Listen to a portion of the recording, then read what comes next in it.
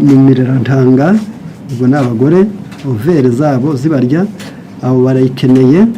menstruel abaribwa n'imihango barayikenewe ainsi que les brûlures de la cystite iyo bagwaye tubyimba ku ruhago barayikeneye et légèrement diurétique abantu benshi cyane bayikoresha yitera kwihagarika neza orampuwaye traditionnellement pour désinfecter les plaies yarakoreshwaga kera mu ngirwagani cyangwa se kera amajyambere ataraza mu kubuza ibisebe kuba imifunzo et combattre la bronchite car elle facilite l'expectoration iri mu bintu bituma inkorora ihuguta bikarinda inkorora yakaye appliquer en compresse sur le front iyo uyipfukiye mu ruhanga elle soulage les maux de tête intense abariwe n'umutwe cyane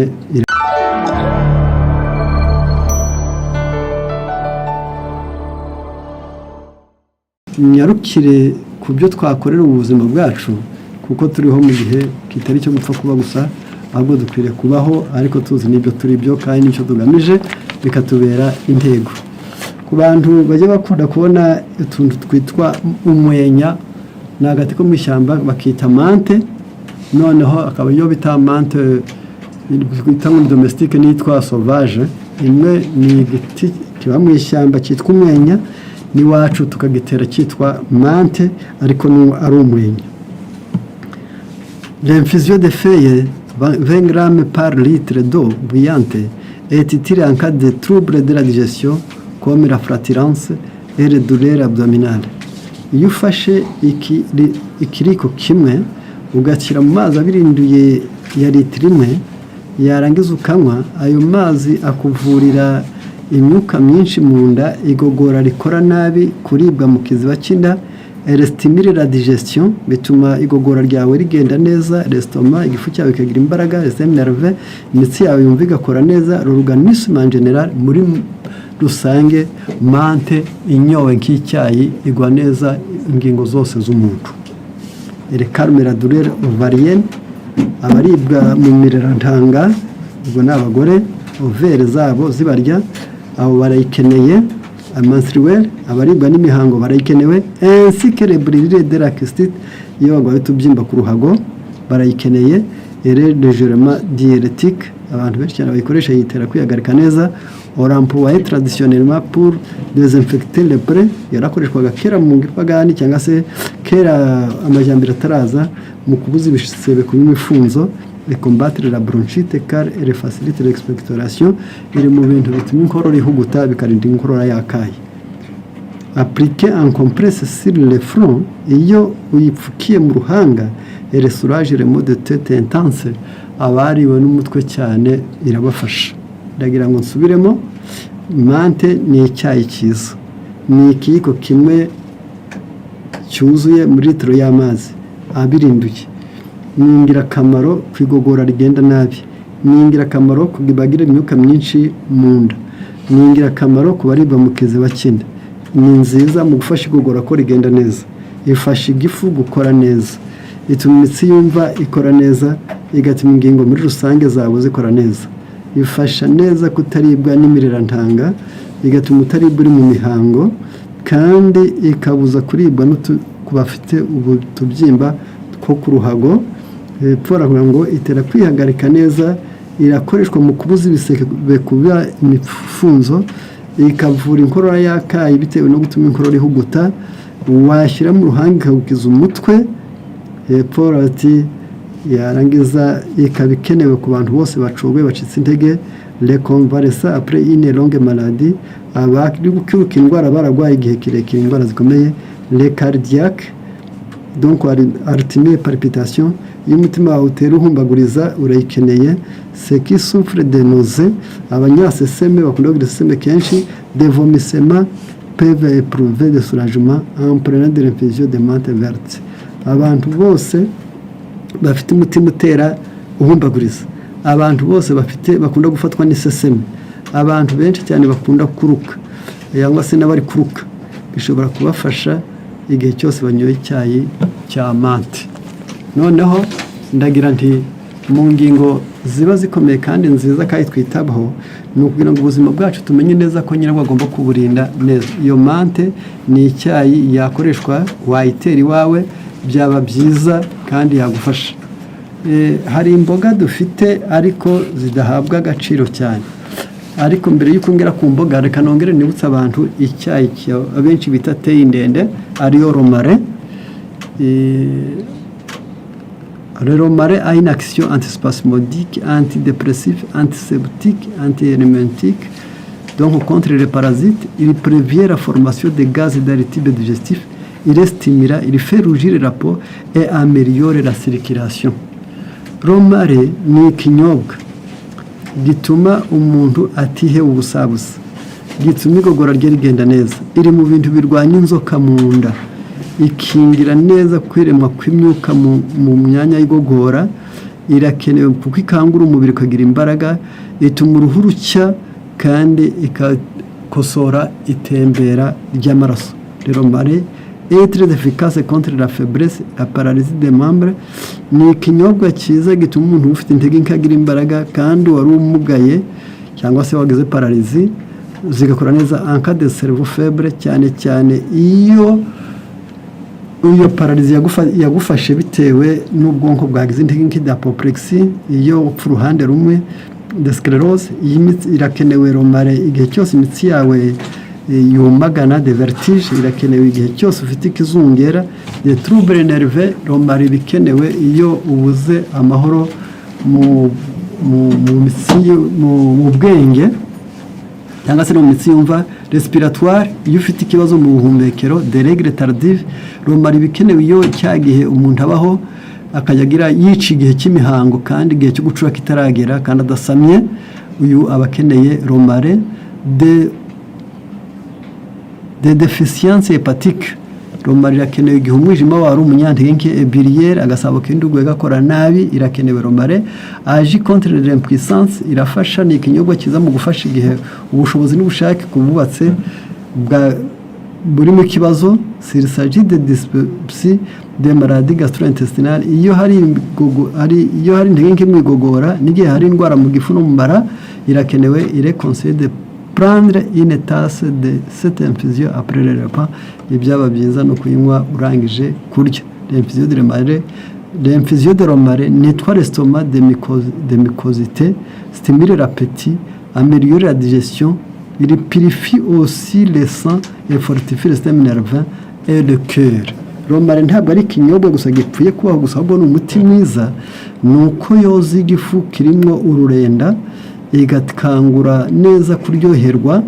igatuma igogora rigenda ku buryo bukwiriye, yoza amaraso y'umuntu, ikomeza neza imitsi yumva ndetse n'umutima ugatera neza. Nubwo abenshi bazi ngo ko itera umuvuduko, nywa nkeya, icyo gihe wemerewe igihe cyose uyikeneye, ariko umutima wawe utera nabi uba ukeneye igitama kimwe. Noneho état donné son action de congestion, il soulage la congestion des nez, des bronchites produites par la grippe, la rhinite et l'allergie. On l'utilise aussi en irrigation vaginale. Areka yewe romare ntabwo ipfuye kubaho gusa, ahubwo hari ikindi maze, nuko ibuza amaraso kwipfundikanya, igatuma umuntu azibuka mu mazuru yarwaye grippe, igatuma inkorora itagufata, igatuma amazuru yawe adahora apfureka, yarangiza ndetse ushobora no kuyiteka mu mazi, ayo mazi ukayiyina akakuvura za infection, icyo bita ngo ni irrigation vaginale, cyangwa se mu gitsina ukayishyiramo ikakuvurira neza. Rero infusion verser une tasse bouillante sur 1 ou 2 cuillères à café de feuilles ou de fleurs séchées. Byaba byiza no gufata akayiko gato cyangwa tubiri ugashyira mu kirahure cy'amazi, yarangiza bikamarana iminota 10 na 15, ariko ukoze icyo bita infusion, no gutera mu mazi yavuye ku mashyiga, yarangiza bikabana iminota 15. Douche vaginale préparée, une infusion avec 1 litre d'eau à 1 cuillère à soupe de plante. Rero naho ayo kwicara mu ngo nibura kuvura infection, ni ikiyiko kimwe cy'ifu ya romare muri litiro y'amazi, ayo mazi akaba ariyo ukoresha wivura. Rero ngire nti abantu nibazirikane neza ko umugambi wo kwiga ibi bintu ni ukugira ngo abantu bafate ibintu bitatu. Bwa mbere, ubumenyi bwo kwivura bwiyongere. Kabiri, kugabanya igihombo kiriho mu kuvura indwara zikomeye aho ibiribwa byazivura bidahenze. Gatatu, kongera kumenya neza ko Imana ari urukundo, kumenya ubumenyi bwiza, kwivura udahenzwe, no kumenya ko Imana iguhora hafi mu gutabara. Ibyo bizagufasha, ariyo mpamvu twashatse kubizirikana ngo nibura buri wese agerageze kumva. Dukwiriye kugira iwacu nibura ikintu kimeze nka si ikintu kimeze, ahubwo tugomba kugira indimu iwacu. Impamvu usomye mu gitabo cyitwa Mange Egerise kirakubwira ngo umuntu wese ukoresha indimu nyuma y'iminota 15 bagiteri, imbuto z'indwara mu muntu ziba zipfuye kuri 93% mu nyuma y'iminota 15. uri umuti uteye ubwoba. Birakwiriye ko abantu nubwo benshi iyo babwiye kugura ibibavura ntibabikunda, ahubwo akunda ibimwambika, amazu ahenze, ibibanza bihenze, gutura ku muhanda, imodoka zihenze, ariko guhendwa n'ibituma ubuzima bugumugwa neza ntabwo benshi babikunda. Bizabera iki rero indimu imaze iki? Uyu mugabo bita Eugenio Arias yaravuze ngo rikomba le gaz, indimu igwanya imyuka myinshi mu nda, fortifie l'estomac, ituma igifu cy'umuntu kigira imbaraga, soulage le maux de tête, indimu ituma umuntu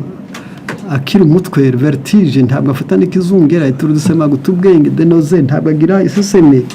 rikomba le scorbut, mu maraso atipfundikanya, astringent,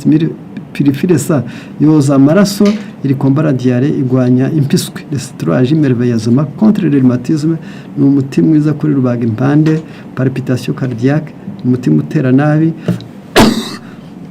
affection nerveuse, abagwara imitsi yumva, cardiaque, abagwaye umutima, rhumatisme, abagwaye rubaga impande, arteriosclerose, abafite imitsi yabo igwenda ikombagatana, cancer, et tuberculose, abafite cancer ndetse n'igituntu.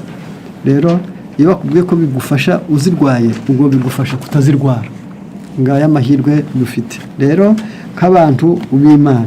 n'umugambi nyawo, reka dusozereze aha kuri aya magambo aboneka mu gitabo cy'ihamya umuzingo wacyo wa 3,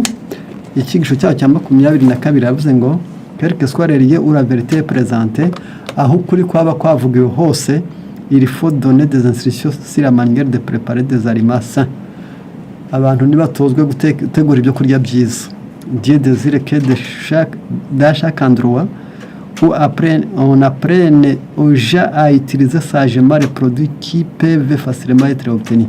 Imana ishaka ko ahantu hose, yifuza ko ahantu hose biga uburyo bwo gukoresha ibyo kurya bikomoka aho bari. De bons instructeurs doivent leur montrer comment utiliser au mieux ce qui se trouve dans les parties du pays qu'ils habitent. Abigisha beza nibahugura abantu gukoresha neza ibyo kurya by'igihugu batuyemo. C'est ainsi que le pauvre comme celui qui est pris à l'aise. Niho uburyo bwiza n'abantu nibigisha guteka iby'iwabo ngo babirye neza bibavure, abakene n'abaguwe neza bose baza apprendre à vivre sainement, baziga kubaho neza. Ndagira nti wenda ku ngingo igana ku gusozera ngo Dieu veut que par tous les hommes et les femmes soient encouragés à développer leur talent en préparant des aliments sains. Ahantu hose Imana ishaka ahantu hose abagabo n'abagore bigishwa gukoresha neza itaranto zabo kandi bakaziteza imbere bakoresheje kurya ibyo kurya byiza. Itaranto zitera imbere zigakora neza, zikabyazwa umusaruro umuntu yariye neza. Kurya neza bituma umuntu itaranto zitera imbere kandi zikagira umusaruro, kandi bakoresha ibyo bite avec des produits naturels diriye, bagakoresha bya bindi byiza by'iwabo karemano wirizabite cyane cyane aho batuye. Si regarde au Seigneur, abantu nibahanga amaso Imana yabo, en exercer leur capacité, bakoresha uko bashoboye, irere ingeniosité n'ubuhanga Imana yabahaye, sur la décision du Saint-Esprit, bashorewe n'imbaraga y'Umwuka Wera. Dasubiramo, nibahanga amaso Mwami Imana, bagakoresha bagatoza ubushobozi bwabo, bagashyiraho n'ubuhanga Imana yabahaye, bayobowe n'Umwuka Wera, ils apprendront à préparer une bonne nourriture avec des produits naturels, baziga guteka ibyo kurya byiza bakoresha ibintu karemano. C'est ainsi qu'ils pourront enseigner aux pauvres à se procurer même ce qui remplacera la viande. Ubwo niho abantu bazarya ibyo kurya bisimbura ibikomoka ku nyamaswa cyangwa se inyama, et aller tout ceci en instruire d'autres uwamaze kubimenya nawe azahugura abandi il faut cependant pour accomplir une telle œuvre de la consécration des heures de l'énergie ariko kwigisha abantu kwirwanaho ngo birinde indwara itaranto zabo zitera imbere bizasaba ibintu bikurikira bizasaba kwitanga ishyaka n'umwete rero reka twese muri aya masaha ubwenge bwacu bwerekeze ku bwenge bwiza tubashe kubaho turi ab'Imana kandi dufite icyerekezo cyiza n'umugambi mwiza kugira ngo tubashe kubaho tuzi ko hari icyo twimariye mu bwenge bwacu dufite icyo twimariye mu buzima bwacu dufite icyo twimariye mu mubano wacu dufite icyo twimariye mu miryango yacu dufite icyo twimariye mu isi Imana ibiduhere mu izina rya Yesu amen.